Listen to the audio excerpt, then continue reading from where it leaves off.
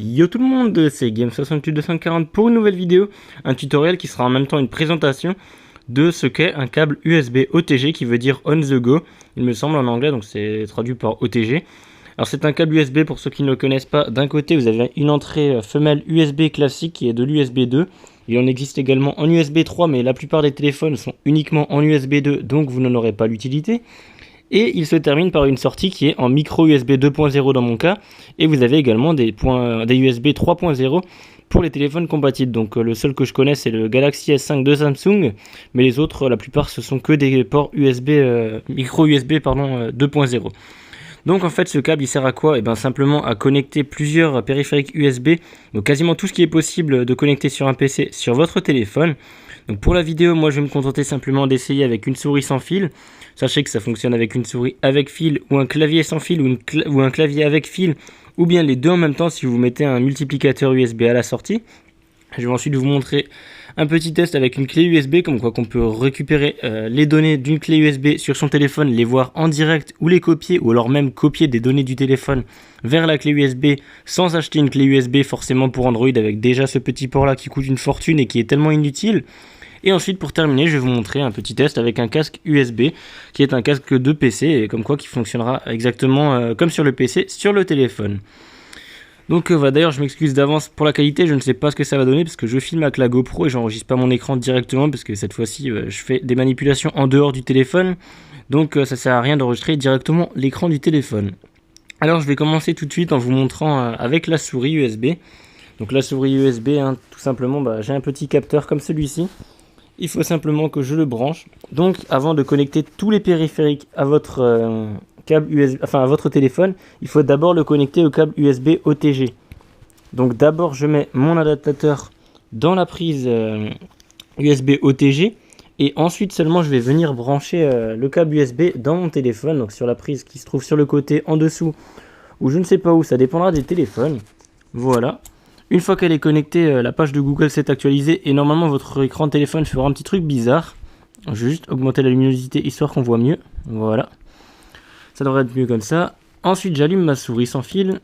Voilà. Et vous voyez que quand je commence à la bouger sur l'écran du téléphone, il y a une petite souris noire qui est apparue. Et je vais pouvoir naviguer dans le téléphone. Par exemple là j'ai pris le navigateur histoire qu'on voit mieux sur un fond blanc. Je peux aller dans Google Images. Je peux aller sur toutes les applications, sur Google Maps, n'importe où. Je peux cliquer sur le menu, je peux faire défiler les pages, tout ce que je veux. Voilà, je peux aller dans toutes les applications. Bon, c'est pas évident pour les pages, à la base c'est pas fait pour, il faut vraiment aller d'un bout à l'autre de l'écran. Voilà, donc hop, par exemple Google Chrome, voilà. Je peux aller hop sur Maps, ça va m'ouvrir directement l'application Google Maps. Et vous voyez que là je peux me déplacer sur le GPS, voilà, comme ça. Donc là je sais pas où est-ce qu'il m'a mis. Mais je peux me déplacer, je peux incliner tout comme je veux. Je connais pas encore toutes les commandes possibles avec la souris sur Android. C'est la première fois que j'en branche une dessus. Mais ça peut être sympa pour les personnes qui veulent beaucoup aller sur Internet. Vous pouvez l'utiliser vraiment dans toutes les applications, y compris dans les jeux. Voilà, donc c'est à peu près tout ce qu'il y avait à dire à propos de la souris. Vous allez voir que dès que je vais la débrancher, l'écran va de nouveau faire un petit flash bizarre et actualiser la page. Et maintenant, c'est de nouveau un contrôle au doigt. Ensuite, en deuxième petite astuce, je vais vous montrer en branchant une clé USB.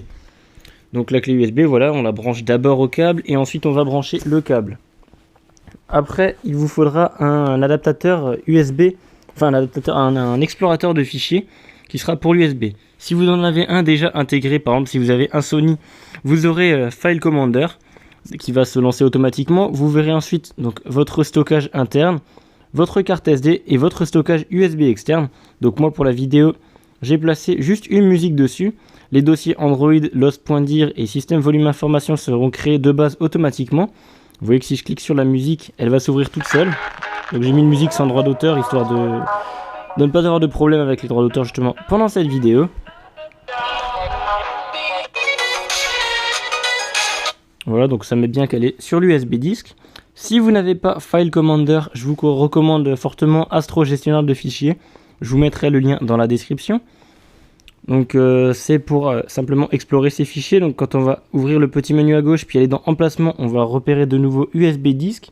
Quand je vais sur USB disque, je vais pouvoir voir la musique que j'avais. Je peux soit cliquer dessus pour la lancer, soit je fais un clic maintenu. J'ai des options en haut à droite. Et je peux faire plusieurs choses, genre le mettre dans un fichier zip, le partager, l'ouvrir avec. sélectionner tous les fichiers du dossier ou alors bien déplacer ou alors renommer le fichier qui est sélectionné. Donc voilà, vous pouvez vraiment faire tout ce que vous voulez comme si vous étiez sur un PC.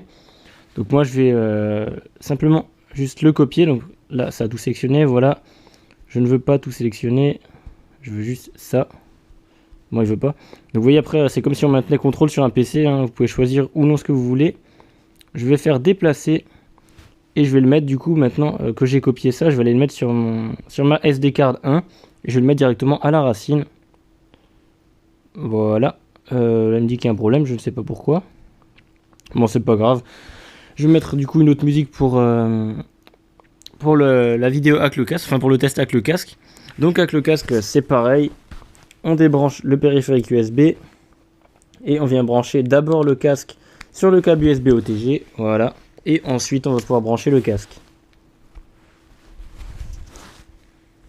Voilà, donc vous voyez que maintenant le casque il s'allume bien en rouge comme s'il était sur l'ordinateur et il clignote en rouge.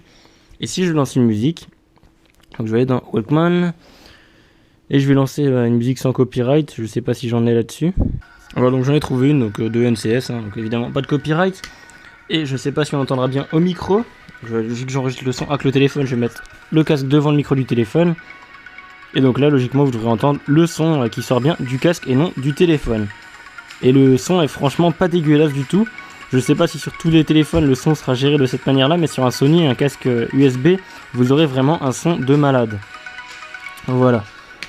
Hop, je vais couper la musique et débrancher le câble. Voilà. Alors le câble, je vous mettrai un lien dans la description pour en acheter un. Donc moi j'utilise un Tech Expert. Donc je l'ai pris sur Amazon, je vous mettrai le lien de Amazon. Il ne coûte quasiment rien, je crois que je l'ai eu pour moins de 3 €, même moins de 2 € il me semble. Donc c'est vraiment un achat pas cher du tout et qui est franchement très très utile. De plus vous avez les frais de port qui sont offerts il me semble pour ce produit. Même sans Amazon Premium il me semble que vous avez les frais de port offerts directement. Donc le lien sera dans la description.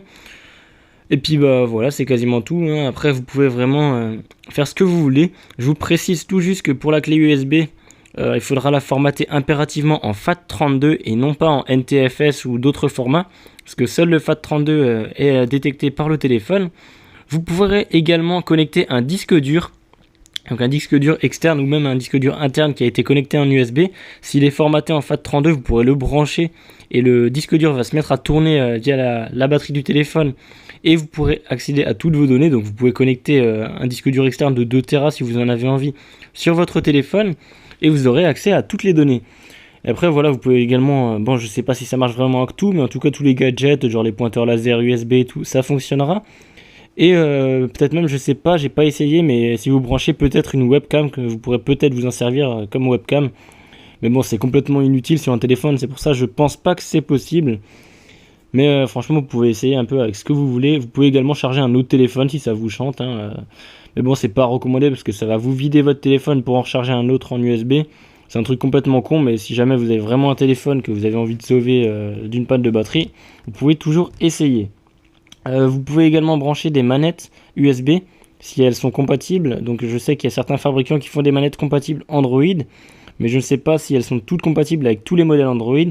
En tout cas pour le Sony Xperia Z3, Z2 et Z5 et toutes les tablettes évidemment de Sony Z de ces séries là, vous pourrez connecter votre manette de PS3 via ce câble USB et jouer du coup à tous les jeux qui sont compatibles avec des manettes, et ils sont quasiment tous compatibles, donc c'est vraiment un petit plus.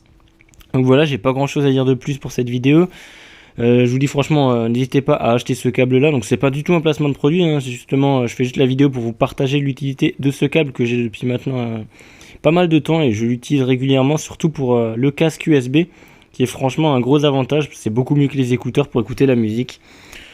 Donc voilà, c'est tout ce que j'avais à dire. Je vous dis merci d'avoir regardé la vidéo. N'hésitez pas à lâcher un petit pouce bleu, à la partager, à la liker ou à la commenter s'il vous a plu. N'hésitez pas non plus à vous abonner à ma chaîne si ce n'est pas déjà fait, à liker la page Facebook qui se trouvera dans la description. Et moi je vous dis à plus pour de nouvelles vidéos. Ciao.